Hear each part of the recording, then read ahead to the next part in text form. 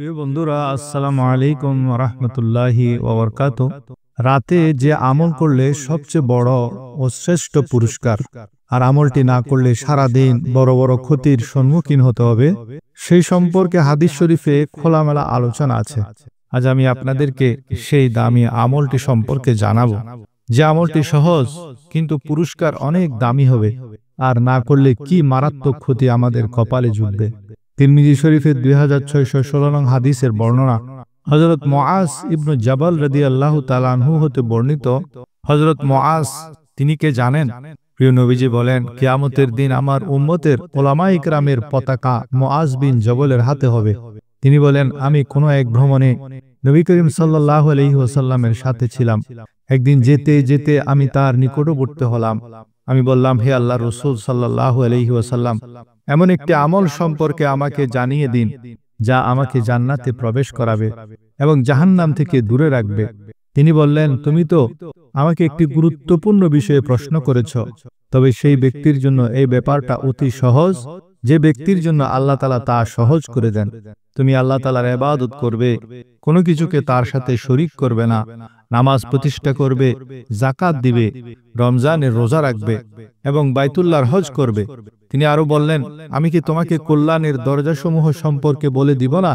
রোজা হলো ঢাল স্বরূপ, দান খয়রাত গুণসমূহ বিলীন করে দেয়, যেমনিভাবে পানি আগুনকে নিভিয়ে দেয়, এবং কোন ব্যক্তির মধ্যরাতের নামাজ আদায় করা। তারপর তিনি এই আয়াতটি তেলাওয়াত করলেন, তাতাজাফা জুনুবুহুম আনিল মাদাজি'i ইয়াদউনা রাব্বাহুম খাওফান ওয়া তামআন ওয়া মিম্মা রাযাকনাহুম ইউনফিকুন। অর্থাৎ তাদের দেহ পাশ বিছানা থেকে আলাদা হয়ে যায় এবং তারা তাদের প্রভুকে ডাকে আশায় এবং ভয়ে, এবং আমি তাদেরকে যে রিজিক দান করেছি তা থেকে তারা ব্যয় করে। ফালা তা'লামু নাফসুম মা আখফিয়া লাহুম মিন কুররাতি আয়ুনিন জাযাআম বিমা কানু ইয়ামালুন। কেউ জানে না তাদের জন্য নয়ন প্রীতিকর কি লুকিয়ে রাখা হয়েছে তাদের কৃতকর্মের পুরস্কার স্বরূপ। তাহলে আমরা যদি রাতে বিছানা থেকে পিঠ পৃথক করি, তাহাজ্জুদ পড়ি, ভয় ও আশা নিয়ে আল্লাহকে ডাকি, আল্লাহর দেয়া রিজিক থেকে ব্যয় করি, তাহলে আল্লাহ আমাদের জন্য নয়ন জুড়ানো পুরস্কার লুকিয়ে রেখেছেন। আমাদের জন্য জান্নাত নিকটে হবে, জাহান্নাম দূরে হবে। আল্লাহ আমাদের সকলের জন্য সহজ করে দিন, আমিন। রাতের ইবাদত সম্পর্কে পবিত্র কোরআনের সূরা ইসরার ৭৯ নং আয়াতে আল্লাহ তাআলা আরো ইরশাদ করেন, ওয়া মিনাল লাইলি ফাতাহাজ্জাদ বিহি নাফিলাতাল লাকা আসা আন ইয়াবআসাকা রাব্বুকা মাকামান মাহমুদা। রাতের একটি অংশে আপনি তাহাজ্জুদের নামাজ আদায় করুন, যা আপনার জন্য নফল। সম্ভবত আপনার পালনকর্তা আপনাকে একটি প্রশংসিত অবস্থানে উঠিয়ে নেবেন। রাতের ইবাদতের ব্যাপারে সূরা আদ-দাহর এর ২৬ নং আয়াতের ইরশাদ হচ্ছে, ওয়া মিনাল লাইলি ফাসজুদ লাহু ওয়া সাব্বিহু লাইলান তাবিলা। রাত্রির কিছু অংশে তার জন্য সিজদা করো এবং দীর্ঘ রাত জুড়ে তার পবিত্রতা ঘোষণা করো। জানেন আল্লাহর কাছে পছন্দের নামাজ ও রোজা কোনগুলি? বুখারী শরীফের 1131 নং হাদিসের বর্ণনা হযরত আব্দুল্লাহ ইবনে আমর ইবনে আস রাদিয়াল্লাহু তাআলা আনহু হতে বর্ণিত। তিনি বয়ান করেন, রাসূলুল্লাহ সাল্লাল্লাহু আলাইহি ওয়াসাল্লাম ফরমান, আহাব্বুস সালাতি ইলাল্লাহি সালাতু দাউদ আলাইহিস সালাম ওয়া আহাব্বুস সিয়ামি ইলাল্লাহি সিয়ামু দাউদ। অর্থাৎ আল্লাহর কাছে সবচেয়ে পছন্দের নামাজ ও পছন্দের রোজা হলো দাউদ আলাইহিস সালাতু সালামের নামাজ ও রোজা। দাউদ আলাইহিস সালাতু সালাম অর্ধেক রাত পর্যন্ত ঘুমাতেন, 1/3 নামাজ পড়তেন এবং রাতের 1/6 ঘুমাতেন। তিনি একদিন সিয়াম পালন করতেন, একদিন সিয়াম বিহীন অবস্থায় থাকতেন। ধরুন এশারের পর থেকে ফজরের আজান পর্যন্ত 6 ঘন্টার রাত তিনি 3 ঘন্টা ঘুমাতেন, তারপর অর্ধরাতে উঠে 2 ঘন্টা নামাজ পড়তেন আর শেষ 1 ঘন্টা আবার ঘুমাতেন। মোহতারাম দোস্ত, ফরজ নামাজের পর সবচেয়ে সেরা নামাজ হলো রাতের নামাজ।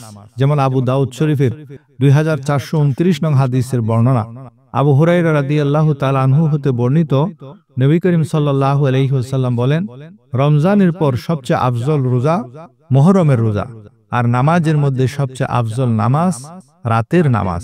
আশ্চর্যজনক কথা হলো, এই নামাজের জন্য আমাদের প্রিয় নবীজির পা মোবারক ফুলে যেত। যেমন বুখারীর 1130 নং হাদিসের বর্ণনা, নবীজি রাতে এত বেশি ইবাদত করতেন যে হাত্তা তরিমা কদমাহু আও সাকাহু, তার পা মুবারক পর্যন্ত ফুলে যেত। আফালা আকুনা আবদান শাকুরা, আমাজান আয়েশা যখন প্রশ্ন করতেন, ইয়া রাসূলুল্লাহ, আপনি এত কষ্ট কেন করেন? তখন নবীজি বলেন, আমি কি একজন শুকরিয়া আদায়কারী বান্দা হব না?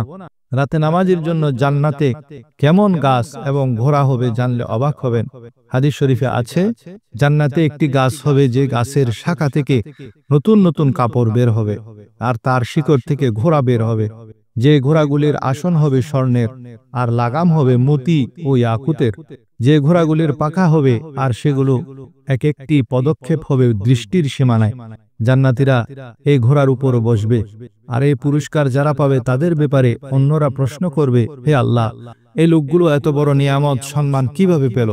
তখন জবাব দেয়া হবে, এরা রাতে যখন সকলে ঘুমিয়ে আরাম করত, তারা জেগে জেগে নামাজ পড়ত, দিনে রোজা রাখত, যখন তোমরা খানা পিনায় মশগুল থাকতে, এরা আল্লাহ রাস্তায় জিহাদ করত, যখন তোমরা জিহাদ থেকে পলায়ন করতে। জানলে অবাক হবেন, রাতে নামাজ না পড়লে কত বড় বড় ক্ষতির সম্মুখীন হতে হবে।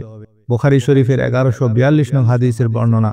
আবু হুরায়রা রাদিয়াল্লাহু তাআলা আনহু হতে বর্ণিত, আল্লাহ রাসূল সাল্লাল্লাহু আলাইহি ওয়াসাল্লাম বলেছেন, তোমাদের কেউ যখন ঘুমিয়ে পড়ে, তখন শয়তান তার ঘাড়ের পশ্চাদংশে 3টি গিঁট দেয়। প্রতি গিঁটে সে এই বলে চাপড়ায়, তোমার সামনে রয়েছে দীর্ঘ রাত, অতএব তুমি শুয়ে থাকো। অতঃপর সে যদি জাগ্রত হয়ে আল্লাহকে স্মরণ করে, একটি গিঁট খুলে যায়। পরে উজু করলে আরো একটি গিঁট খুলে যায়। অতঃপর সালাত আদায় করলে আরো একটি গিঁট খুলে যায়। তখন তার প্রভাত হয় উৎফুল্ল মনে ও অনাবিল চিত্তে, অন্যথায় সে সকালে উঠে কলুষ ও আলস্য সহকারে। সুতরাং আমরা যদি পুরা রাত ঘুমিয়ে কাটিয়ে দেই, তাহলে আমাদের সারা দিন কাটবে অলসতার মধ্যে। তাই কোনো কাজে মন বসবে না, কোনো কাজে বরকত হবে না, কোনো কাজে সফলতা আসবে না। এভাবে আমরা প্রতিনিয়ত মারাত্মক ক্ষতির সম্মুখীন হচ্ছি, যা আমরা বুঝতে পারি না। তাই আমাদের উচিত শয়তানের ধোঁকায় না পড়ে রাতে উঠে অন্তত 4 রাকাত তাহাজ্জুদ নামাজ পড়া, তারপর ওয়াক্ত হলে ফজরের নামাজ পড়া। আল্লাহ আমাদেরকে তৌফিক দান করুন। আমিন।